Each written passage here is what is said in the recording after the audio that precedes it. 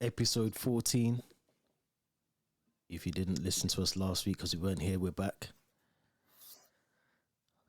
I'm here anyway. I don't know who I'm saying. I don't know who this is. Kieran, I got Kieran's evil a twin, new boy. co-host. Coolio is no longer in the building, man. We gotta talk about the trim, man. It's mad because we talk about barbers, and when did we speak about barbers? It wasn't that long ago. What happened, man? Why the change? You didn't want to lux up. You don't want to do. Do you know what it was? It was bare effort. I liked it, and I think it looked good when it was fresh. But it was fine. It was finding the time to do it, and yeah, it's hot in the summer, man. Like when you go for runs and stuff. I was gonna say, man, because like obviously I've had hair for how long, so do you know what I mean? For me, I can't. This is the times where I'm kind of grateful that I haven't got it, because even though like today, for instance, it's not like mad hot, it's still humid. So, and last night was hot. Last night felt like I was in Jamaica, 3 p.m. barbecues running. It was stifling, that hot. Isn't it? Yeah. I couldn't breathe. So I was like, thank God I haven't got hair, because I can only imagine what it must be like. The barber must have loved you when you walked in. Did he send you to the shop? So obviously, because it's been almost 4 years since I had a trim, so it's all changed because of COVID. So you have to book. So I tried to go one time. What, like walk in? And he was like, "Nah." It's like, well, it wasn't open, and then I think I texted and he was like, "Yeah, you need to book." I was like, "Oh, okay." So that's better though. Don't you think that's better to like have, so you know when you get there that it's your thing. Like you ain't got to sit there and wait for 3-4 hours. You know that when you get there, that's you. Say that, but yeah, I mean, generally speaking, it is. For me, it was, but I just when I text, because it's just brief and it's like at that time, this is the thing that you want, etc. So I just texted and said, "Oh yeah, it's been a while." But I don't think he clocked what I meant, because it was getting into like dialogue, and I could see he was getting a bit might have been getting like just a bit like, "Oh, you can just tell me what you want," kind of thing. So when I turned up, he was like, "Oh, you should have said, man, it's gonna take an hour." But you must be used to that. Yeah, you know what it is? He had someone booked in afterwards, so which is fair enough, but it's not.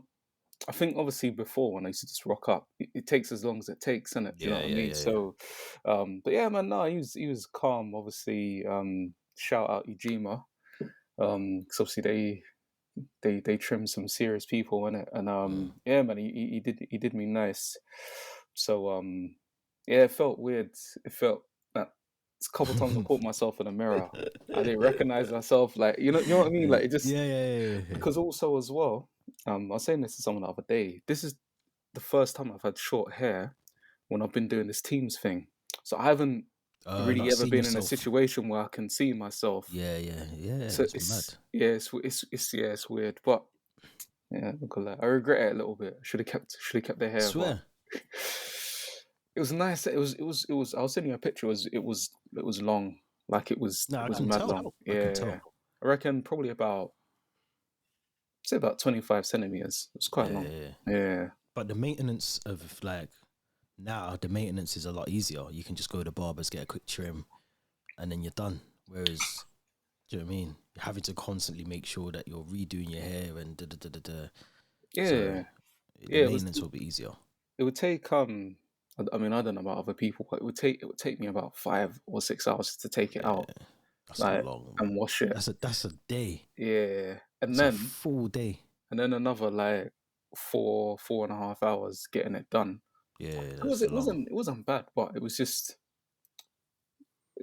when the time that's came a full to do day, man. It's a full day. Yeah, I know.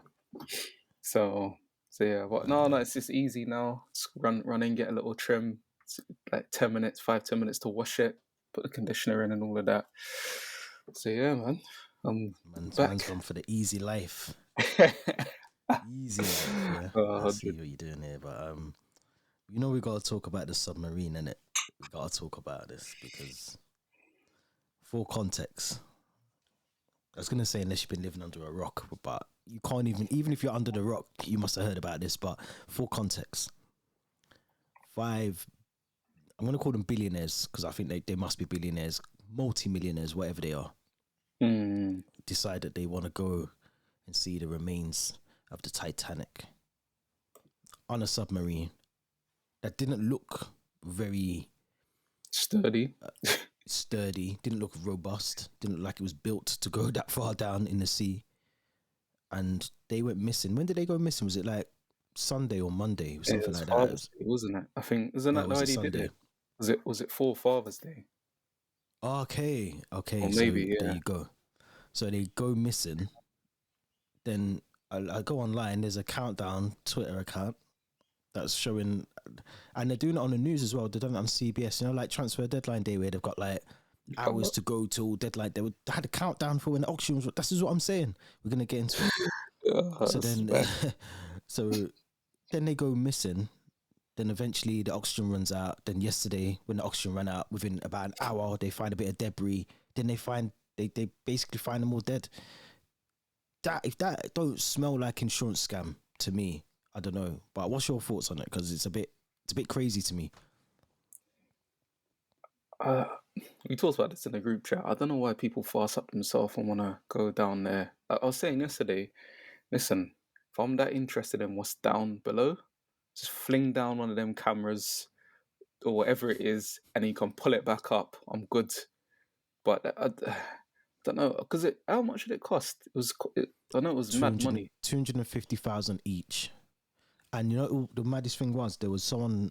So I don't know if they were like brothers or business partners or they just friends, but one of them, he was meant to go on it, and you know what made him not go on the submarine? Tell me. He spoke to the man that owned it, and he pulled out the little Xbox controller, the one from Argos, Amazon. I think he got it from Amazon. He literally said you can get it from Amazon, $29. He said this is what controls it. The man said no. Run me back my 250k. I'm not doing that, because you imagine that.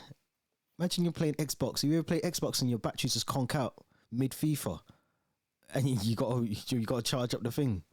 Like this like why? For me personally, there's no amount of money I'd pay, or there's no amount of money you could pay me to go down that far.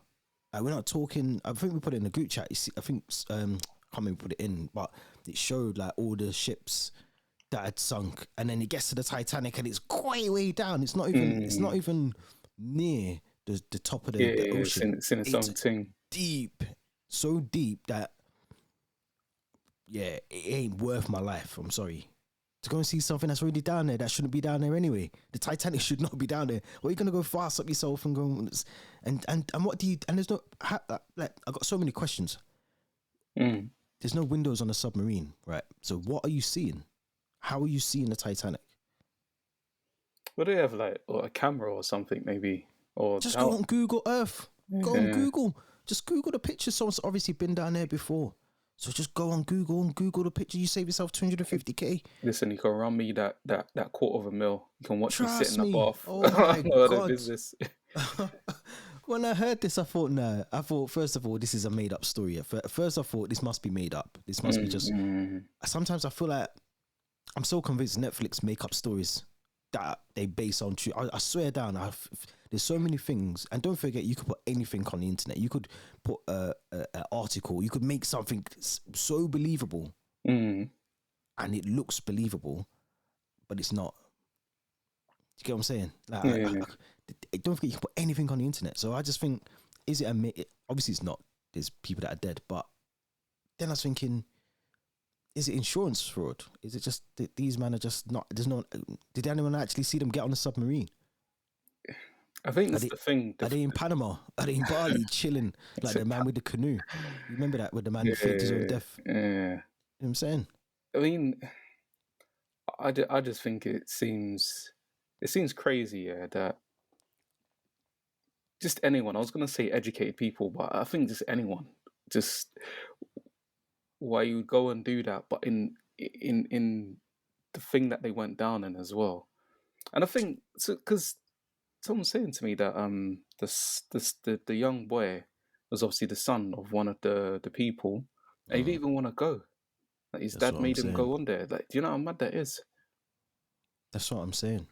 And I read as well that the woman, there's a woman whose husband was on there.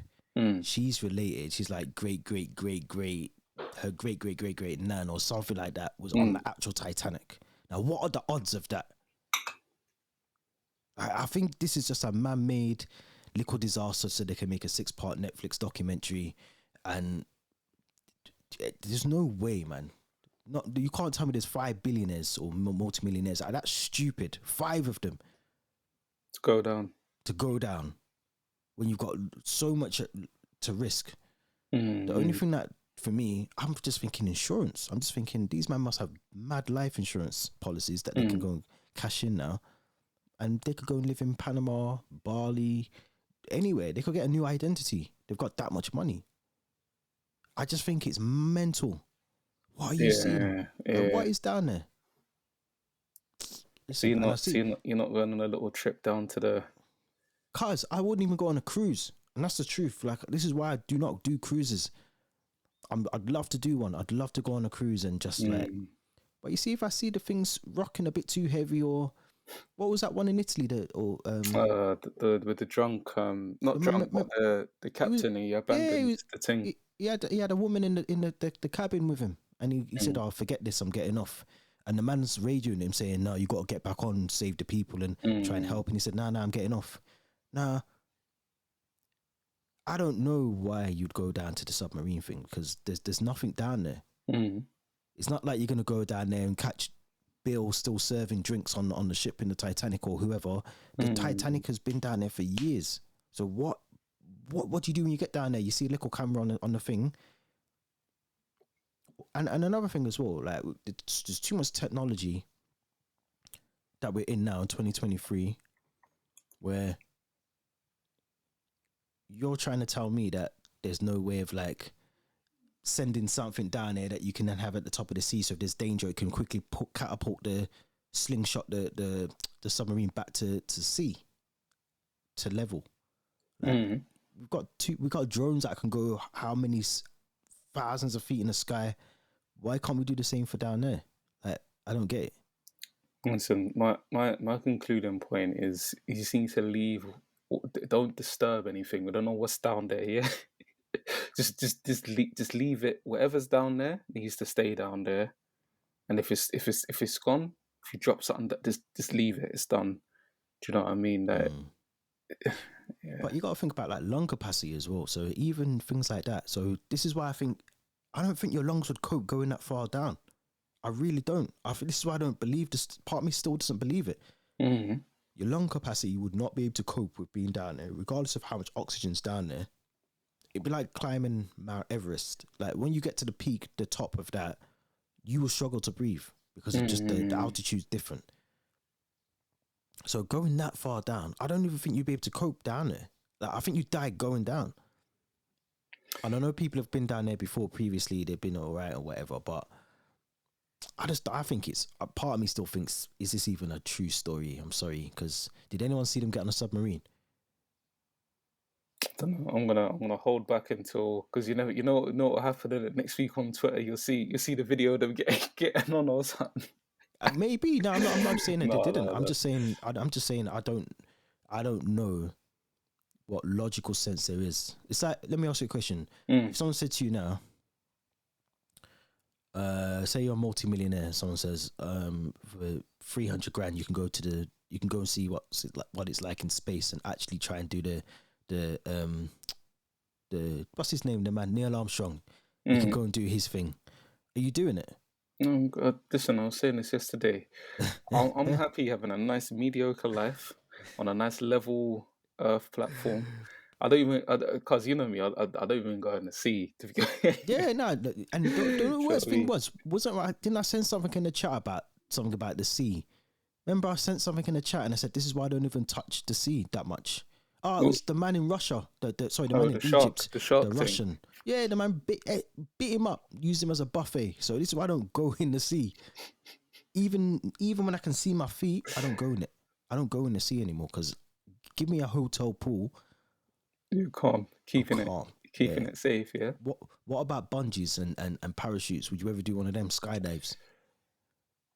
Probably like years ago, and it would be more if I was just around people that were doing it, I probably would have just said, "Yeah, I can do that." Do you know what I mean? Not Man even said, not even like a peer man said pressure if thing, but man said if just you do it, I'll do it. yeah, yeah. You know what it is? I just like a challenge. You know what I mean? So if someone was like, "Oh, like we're all doing it. Do you want to do it?" I'll be like, "I don't really care." But if someone said, "Oh, like I'm gonna do it. It's gonna be sick. Like, I can jump further than you or something." Like, all right, let's see, innit? Let's see. But I think I got to about when was it? It's probably about 2021 and all of that stuff because I went to a theme park or something. It's one of them mad ones like in Alton Towers. Mm. I can't remember if it was Oblivion or one of them other ones. I remember when I was on it and I got off, my chest was hurting. I was like, "Do you know what? I'm good. I'm all right." I don't know if it was anxiety or what, because a bit like I've been loads of times. I've done like loads of little bits and pieces, but no, I'm good. Listen, I just want to, whatever life I've got left, we've got no pension. So I just want to enjoy whatever kind of quality life I can have for the next 10, 20, 30, 40 years, however long I've got left. Yeah, I don't need to be going down. I was gonna ask you if you'd go space, but I think I know the answer. Man, I don't do any of them things, man. I don't think I'd even go to Alton Towers anymore.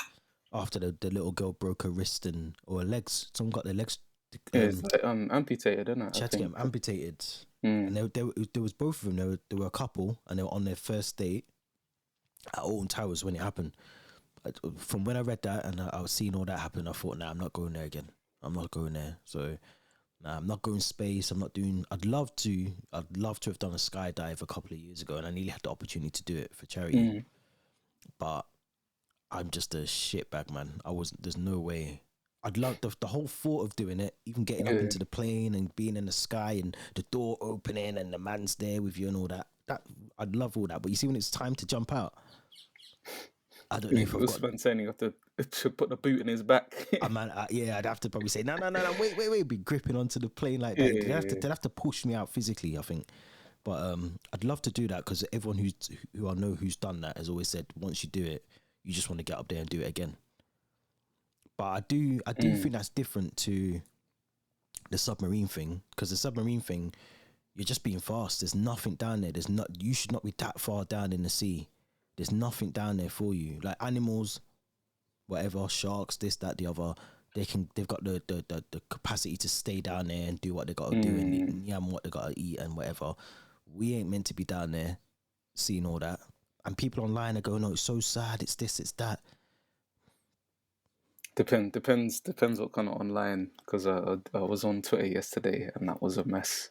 I Nah, imagine it has Instagram. been the No, whole no, no, time. no. And But Instagram, yeah, I I think haven't. it's who you follow and who It's a mess, the cause retweets and whatever. So, but yeah, I've seen some. I've seen some mad things. I've seen some mad things on Instagram. Then ones where you just think, yeah, I shouldn't be laughing at this, but yeah, I'm gonna have to have a little joke, and they're funny because they don't need to be there. So for me, I don't. Not that I don't feel sorry for them because obviously family members have mm, lost whoever. But if you didn't do that in the first place, you'd still be here. You'd mm, still be chilling with your 100 billion or whatever you've got. So mm. do you know what I mean? But it took me back to the memes episode actually because there's bare memes flying around yesterday and gifs. There's bare of them, flying around. No, the transfer deadline day clock thing. Did you not That see that? one. No, Nah, they were taking I the didn't see piss. I didn't see the actual one, but I saw a few others that was just looking mad. But Yeah, man. I'm sure it was yeah, CBS. They were there with the countdown timer, and then when it ran out, it just went zero. And I thought, nah, these lot are taking the piss, man. That's when I started thinking, is it even a thing? Because Netflix are currently writing the script for the documentary now. They must yeah, be. someone's gonna be on that They're definitely. sat in a room writing it already. Mm, Because I think Channel 5 are putting out a documentary already. I'm sure. I don't know if it's facts, but I read online that they're thinking of putting out a documentary. Might be next Thursday or next week. yeah, that's So that just tells me that. it's weird, So man. yeah, man. But Mm, talking about Channel 5, let's talk about Channel 4 because they're doing. They actually, I actually rate Channel 4. I do rate them because going back to like dub plate drama. Did you ever used to watch that with like all the music artists like Shiesty and Oh, you're going way back. I don't remember it. Yeah, Was it yeah, wait, was that used to come on late night or early yeah. It was morning, like like it one, was late, like late two? night, like 12 Yeah, o'clock, half 12, and yeah. then at the end of each episode, you got to vote for how the next episode would. So it would conclude in like a cliffhanger kind of way, and then Mm. they'd say if you want this scenario to be the scenario, vote this one. If you want that one, vote that one, Oh, and right. then you vote, and then it would carry on like that. So you kind of dictated how the storyline went, which was sick because that was kind of unique then as well. Not many people were doing that, but yeah, Channel 4, they're doing Black for Business, I think it's called, and they're So what? basically giving. Yeah, I was gonna say, yeah, for the listeners, what's it about? Yeah, so basically, it's like a new initiative to basically, they're offering basically £500,000 of advertising to black entrepreneurs. So I think the deadline is next week, probably the 28th. I might have made that up, but it's definitely. So basically, what it does, in addition to receiving £100,000 worth of airtime, each of the 5 business owners will also have a creative, bespoke TV advert made for them and 6 months of tailored marketing and business support from Channel 4, Lloyds Bank, and Social Enterprise does. So it sounds like basically it's kind of like the Prince's Trust in a Mm. way, but these lot are going to try and just back whatever kind of, if you're black and you've got a business, they're going to back you for the next 6 months and kind of give you a springboard into business and just Mm. elevate your business, which I think is a very good idea. I really do, because like especially after COVID, it must be hard for certain businesses, especially black businesses as well, because if Yeah, it's quite a niche market or something that doesn't really appeal to the wider to the mainstream. audience, Yeah. yeah, then I think it's difficult to kind of get your voice heard, your company or your business heard. But what do you think about? Because I spoke to someone about it, and they were like, "Oh, it's just Channel 4 trying to use black people to get themselves a bit more." Do you know what I mean? A bit like the BLM. Remember, it was BLM, and everyone was jumping on this Black Lives Matter, and da da da da da, and everyone wanted to like have a campaign Mm. about that. Someone I was speaking to said that they feel that's like that, where it's just another one of them kind of our Channel 4 just doing it to be doing it, to be seen to be doing something for black people. But I think it's a good thing. What do you think? You can't have it both ways, though. Like, if you get stuff, you can't always say, "Oh," but it's just to make themselves look Yeah, good at, because then you don't get nothing. It's like, oh, we don't get that. So, I mean, I like the idea. I like the concept behind the idea. I think for me, I'll probably judge it depending on who it goes out to, because I'm hopeful that so I read about it a little bit, but I think it's 5 business owners. I say that I've got it up here as well actually, but yeah, it's yeah, yeah. five business owners. Yeah. So for me, what will be most important is that it's at least some of those businesses are for the community. That makes sense, but not even just the black community, but it's something that they're products that everyone would benefit from, but we wouldn't usually see. I hope it's not something like, it's gonna sound a bit bad, but some kind of, I don't know, music festival that's in some country that just never, a lot of people just never going to be able to get to, or something like that. Like, I hope it's something that, I don't know, could be hair care products, or like particular events that's going on in London, or something like that. Maybe book publishing, or I don't know. Like, obviously you got is it Murky Books, whatever it is. Yeah, yeah. So I like that idea, and I think, to be fair, Channel 4 have always been a bit like that anyway. They're quite left wing, and um, yeah, they've for me anyway. They're the only. I say they're the main channel. Maybe BBC Two a little bit, but they're the main channel where you can just switch it on and there'll be something on there culturally, or about a range of different things. But you see Mm, black faces on there. Do you know what I mean? So I don't really think it's performative. mm. What about yourself? What's your view on it? I think it's a good thing. I think just reading here as well that like the eligibility criteria, so at least 50% of the founding team must identify as black. Don't know what that That's means, but that's a weird wording. yeah. But then it does say offer consumer facing products and services, including digital apps and online experiences. Mm. It's got to possess a company number, 2 years worth of accounts and a VAT number. Okay. So it does seem like it's a legitimate thing. I don't really like the identifying as black, because there's a couple people that might identify as black, but they're whiter than white. So I don't know, but I think it's a good thing. I think there's, like I said, there's a lot of companies and businesses that are starting up that would definitely benefit from that. I'm thinking of one in Liverpool in particular. I think I spoke about it here, Jerk Drum, the restaurant that just opened recently. And not to say that they're not doing well, because they are, but I just think if someone can like elevate your company to the next level and give you that investment, because the investment, that's the key thing. It's something about the marketing side. Well, it is about the marketing side, but it's more about the investment, to then set yourself up for a bit of a long term or a longer term plan. Then yeah, I think it's a really good thing. I really do. And yeah, I agree with you. You know, I think Channel 4, you think back to, you know, Desmond's used to come on, and then they had Unapologetic recently. They've always had sort of, and thought-provoking documentaries as well. I can't remember what, there's one that was on last year that was really good. I can't remember what it's called, but it was like questioning black British people. And yeah, I'll try and find a clip for you, but it was good, man. And this is why they always do that. So, you know, I get where people are coming from, where they say, oh, it's kind of like not a tip box thing. Oh, let's help the black people. I don't see it like that. I just think, like you said, you know, there's times when we moan about not being given opportunities or chances, or, you know, we wait for Stormzy or someone to say, I'm going to pledge this much into sending so many people to Oxford. Well, this is a company that doesn't have to do that. The Channel 4 don't owe us nothing, so they're doing it off the back of they want to try and just see it.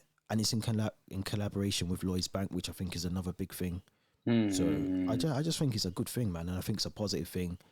You know, we, like you said, we moan when we don't get anything, and then when we get something, we're quick to say, "Oh, they're just doing it because it's a tip box and blah blah blah." And I think so. I don't get it. And I think as well, we know by now what's tick box. So, you know, you can tell. It's like what's it? I want to call him Prince. I'm going to call him Charlie Boy, but Prince Charles, whatever we're calling him these days. Charlie Boy. You know, he's talking about the Windrush generation. It's like, are you okay? Like, I can't remember what he said in the statement. It's like, are you just don't say anything. You don't what need did he say? Just recently, because of the 75 years. Yeah. Let me find that. I've been watching a lot of the program. I watched all the programs already, because they always just repeat and recycle them most years. But yeah, I there's a couple decent Windrush documentaries that have come on over the last couple of days, if you haven't seen them. But I haven't been watching the news, so I don't know what this Charlie Boy's been saying. What did he say? Something like he like appreciate their contributions or something like that. He should have told his mumsy to run back the jewels. That's what he should have done. Should have stripped him off her money. Run back the peas, man. About thankful. And this is what I mean, though. You know, but if you look at obviously Mo and Big Nasty, they've got their show. Even just you know what it is with Channel 4 as well. I don't think it's performative, because you can watch just normal programs that aren't about being black, that have black presenters. Yeah. Do you know what I mean? And that's how you know. It's like with this is what I'm saying with like BBC. You don't really get black presenters. You get black people doing black shows, like the Real McCoy or Lenny Henry, but you wouldn't just get someone, I don't know, doing, was it Have I Got News for You or something like that? Do you know what I mean? Like one of them shows. You don't, yeah. So yeah, I think it's a good thing, and I think it hopefully gives hope to anybody. I'm not an entrepreneur, but anybody that wants to go into that or open a business, you know, that there are things out there that at some point, you know, there may be projects that will help support you and elevate you, or people that are getting into other spaces that you can learn from as well. Do you know what I mean? So yeah, good luck to anybody applying, and hopefully the community benefits from it. Yeah, man. Yeah, I'm looking forward to seeing how that. I think the deadline is the 28th. I've been trying to look, but I can't find it. But I think it's the 28th of June. Deadlines. So if you go on the Channel 4 website, all the information's on there. Just search black in business, and then the application form should come up. So make sure you do that before the 28th. But I want to talk about the Saudis as well, man. The Saudis. The Saudis are ruining football. They're ruining football. We got to put a stop to this. We got to put a stop to the players going over to a country where they actually have more of a relation than this country. Let's be honest, because most of the players are of Muslim faith, and they're going to practice their own religion in their own country. Where, do you know what I'm saying? So, but do you know why I wanted to talk about this? Because I've got a question for you, but I'll let you go. I gotta get this off my chest because it's been burning me up all morning. But Gary Neville, the hypocrite Gary Neville, the man that owns Salford and he's fast tracking Salford through the football pyramid to try and sell them to who? Investors, wherever they're from, probably Saudi, right? So if Saudi come and buy Salford in 5, 6, 7 years, he's gonna turn them down? No, he's gonna take the money. So for him to come out and say, "Oh, this is," and Jamie Carragher, "Oh, they're taking all our players and it's golf and they've taken over golf, they've taken over boxing." Yeah, because the money's good over there. That's why. You mean you want Kante to stay here for 10 million when they're offering 25 million in Saudi? That don't make no sense. But what was your question? What was the question? I'll come back to what you were saying. But my question, because we haven't really spoken about this in lots of detail, but obviously there's a Chelsea link, isn't there? There's quite a few men going from obviously Chelsea to one of the Saudi clubs. I mean, sorry, let me go back a sec for context. Anyone that is not familiar with the story or maybe doesn't watch football, so you've got this in Saudi Arabia, they've got their league equivalent to the Premier League. Obviously, they've got tons of money. They're buying up loads of big players, like star players. Ronaldo's over there, isn't he? He's in Saudi, isn't he? Yeah, he's over there. Yeah. So obviously they got big players, but the state owns 4 of the biggest teams. Yeah.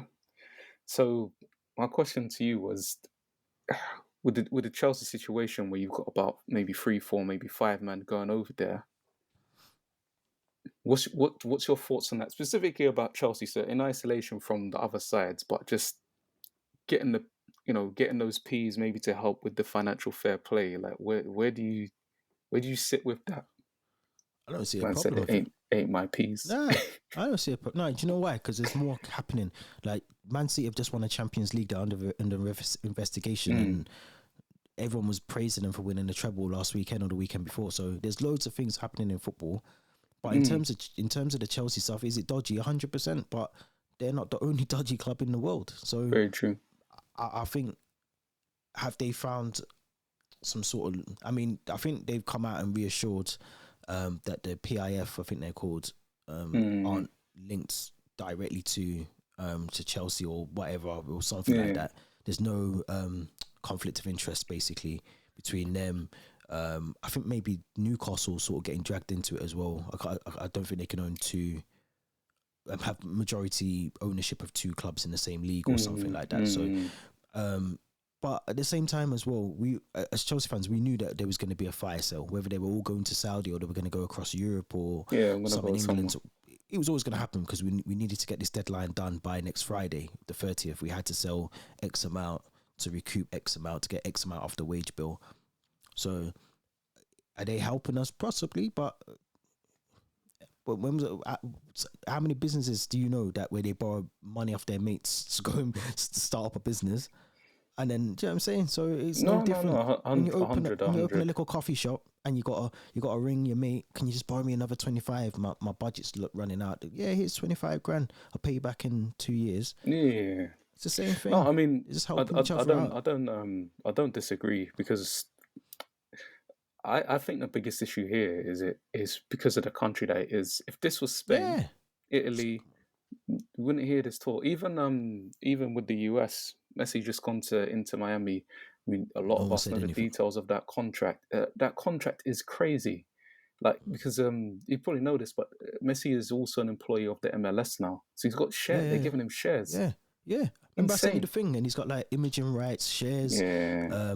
I think he makes, and this is off the whole, not just the team, the whole of the MLS. He earns money off it. So the league he's playing in, he's making money off the whole thing. The whole thing, the whole franchise. Do you know how mad that is? So there's a contract right there, no one's saying anything, but it's because it's from Saudi. Remember when it was the World Cup and everyone had an issue with the World Cup in Qatar? Mm. And everyone, even Gary Neville, sat in the same stadium and for months moaned about Qatar, and then he went over there and sat there in the stadium that people died in, and now he's got a problem with this. But like I said, when it was Ronaldo going there, he didn't have a problem. When the Qataris, I think, were looking to buy United and Liverpool as well, and now it might be that Jim Ratcliffe. He never had a problem with them trying to buy United. He wanted them to buy United. So now, because it's not benefiting an English club and it's not benefiting this country, people got a problem with it because it's brown people that are showing their wealth all of a sudden. No, that's it. Listen, I've got questions about the competitiveness of the way that structure is set up, but at the same time, football's been dead a long time. Do you know what I mean? Like, with not dead, but it's just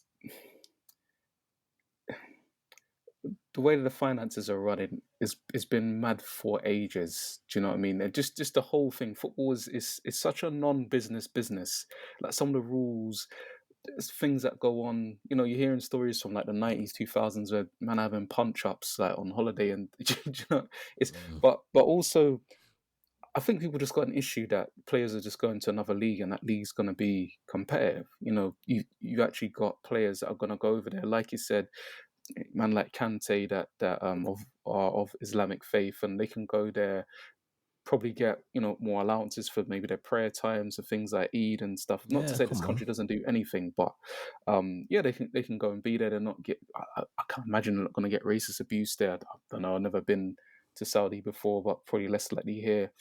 They're getting paid. Like, Kante's won everything. As soon as he got to Benzema, he's won everything, and even players that are going in their prime.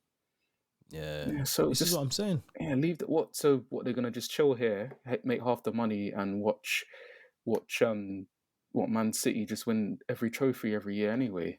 What's the point? I just think you're right. I think, you know, you look at the players that have gone over there. Benzema, Koulibaly's meant to be going this week. Hakim Ziyech, Mendy, Kante, Silva, I think, from City as well. Bernardo Silva. There's another one. Ruben Neves just went over there. So there's players that are in their prime. There's a lot of players that practice the Muslim faith as well that are going over there. But ultimately, and let's be honest, it comes down to money as well. Like, if you're getting paid, if someone's offering you 100 grand to do your job, but then in Saudi they're going to offer you 350 grand for the same job, same hours, is it tax free over there as well? I'm not sure.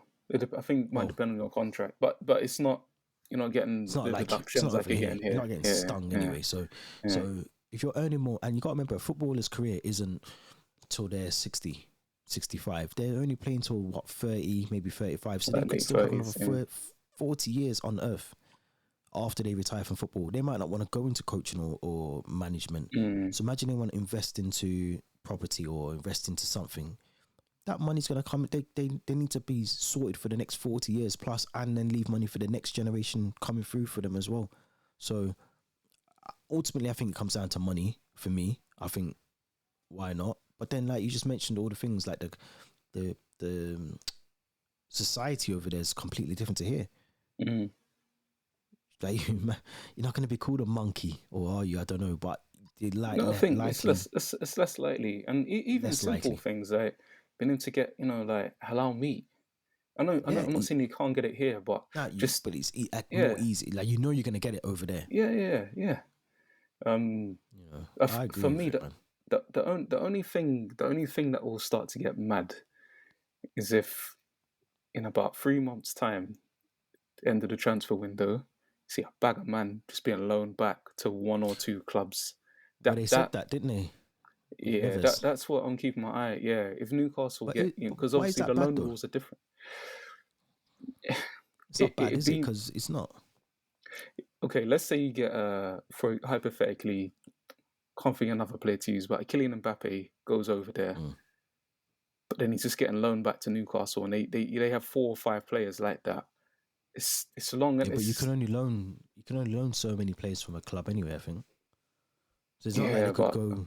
It's not like they could go and get Neymar, Mbappe, and Ronaldo, whoever, Benzema, and then loan them all to Newcastle. the state own 4 of those clubs, so they choose where the players go, so you could spread it But out. I know you can but only have so many loan players playing in yeah, for your team. I think it's like 6, but mm. it's crazy. Like that would be a bit mad.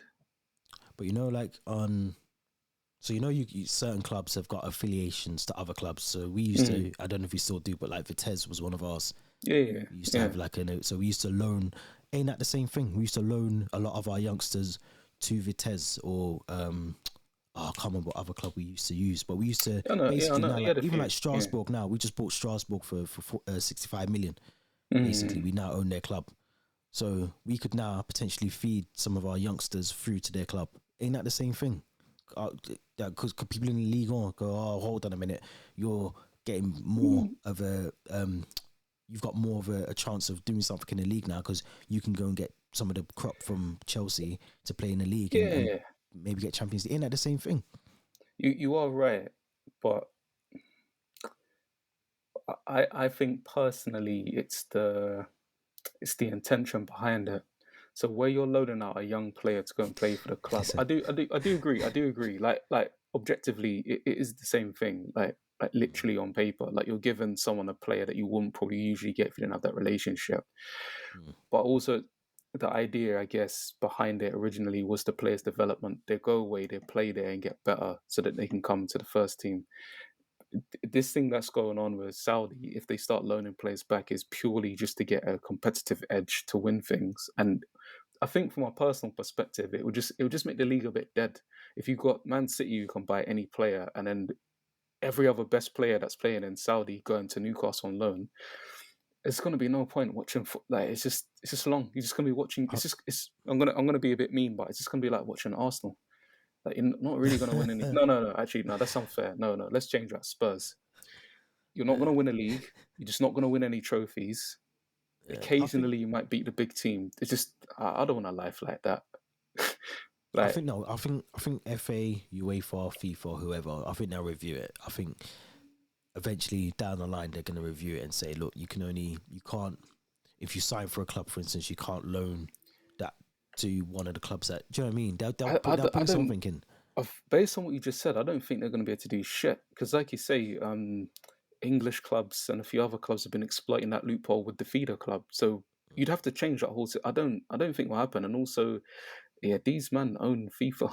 Do you know what I mean? Yeah, shit. I was in the PSG president on the boards for UEFA or Yeah, something. yeah. Yeah, so So yeah, it's all and this is why I think when you asked me before about the Chelsea players going mm, to Saudi, look, if you haven't watched the FIFA documentary on Netflix, go and watch it because there's corruption at the very top. mm, So the whole thing's rotten. So it's not even just. I think obviously it's very dodgy to send 6 players or whatever to the Saudi clubs to then do that to make sure that you meet financial. There's of course there's dodginess in that. yeah. That's no hiding from that. But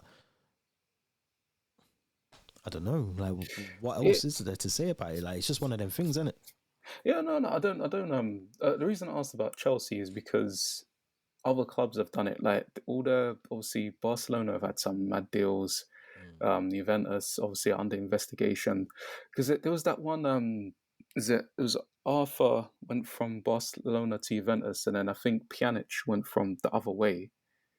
And I was thinking, what's going on? And then I think like Barca bought Paulinho for like 40 million. There's definitely that has been going on before. It's just this is a very It's just in your face, and yeah. it's on a larger scale. I think. Yeah, but listen, the same way. Listen, if people want to go Saudi and make their peas, a lot of these men have come from nothing. Like we know what Kante's trajectory in his career has Mm. been like. Even Benzema, he's not come from like lots of privilege from what I understand. So listen, let these men go make their money, be in a country where maybe they feel more comfortable, go enjoy that heat, and Gary Neville and Carragher can do one, innit? Because Mm. if this was England, which it has been, when the Chelsea money came in, United was spending all that Yeah. money in the 90s, Man City, Newcastle, they were like, oh, it's good for the league, it's it's good for English players, they're playing Champions League, it's good for the England squad. You know how I feel about these men anyway. They're just talking shit. Think Always about it talking like shit. this. Imagine Haaland, imagine Kevin De Bruyne, imagine all these players that have come from Europe and further afield, America, South America, Caribbean islands, Africa. imagine they weren't in the Premier League. Imagine, you know what league we'd have? We'd have the Romanian league. No disrespect to them, but we'd have a Swedish league. We'd have a league that you wouldn't really care about. You wouldn't. You'd be more probably interested in the Championship, if I'm honest. The Premier League wouldn't work without foreign players. So, where's the best players in England? Because when you look at the England players, you can't name a world class one. There's not one world class English player apart from people say Harry Kane, but I'm talking on Mbappe level, all round, not just for goals. I'm talking about all round player. There isn't a world class English player, really. Can you think of one? I think something that are close, but I know what you mean. They're not world class players, though. Yeah. Like levels. Who would you say players. is close, though? Who would you say is close in terms of? I feel like I'm probably going to be missing someone obvious, but I can't think of one. Yeah, based on the last season. I know. Please don't say Jack Grealish. No. I I don't rate him like that. I think he's very good, but I don't really. Good. But I don't know. I think people may argue that probably Saka's getting close to that. Nah, he's not. I know he's not at that, but I think he's close. And Kane isn't. The way that people talk about Foden, I don't believe this, but people talk about him like he's Lionel Messi and Ronaldinho rolled into one. I don't. It's just it's annoying. No, I wouldn't say that there was. I think you're right. I think to be fair, when he's fit, Reece James, I don't know many better wing backs in world football. I don't know if that makes him the best in the world or world class, but nah, he's just a very good player with little competition around him. That's fair. But you get what I'm saying? But this is my other point that I wanted to make though. Neville and Carragher are complaining, but it's all the foreign men that are going anyway. So that's my point. That's what I was saying. Yeah. It's not like the Englishmen are running over there. There's no English players at of the level that the side is even interested in them, because none of them, apart from apart from, and I don't even count him as English, but Callum Hudson-Odoi and Ruben Loftus-Cheek, they've both got offers in Saudi, but they're not like world beaters. They're not. You wouldn't say them as a loss to your team. Yeah, they're not first names on a team sheet. So like that's why I don't get their point about they're kind of ruining the Premier League. Well, no, if that's the case, then take all the foreign players out of the league and stick with Tom Heaton and them man then, because that's what you're going to end up with. That's what they want. That's why they drove Pogba out of England. That's why. That's what all these men want. Stupidness, man. What you want to watch a league with no like Kevin De Bruyne, no Mo Salah, no Van Dijk, no Alisson, no Edison, no Bernardo Silva, Mahrez. You want to see a league with just DB man. And ironically, Declan Rice is probably going to end up at City because there's probably a couple man that's going other clubs because their men are going Saudi. Do you know what I mean? What do you think about that as well? Because Arsenal have fumbled the bag twice now with Caicedo. Well, go back because they fumbled with Mykhailo Mudryk.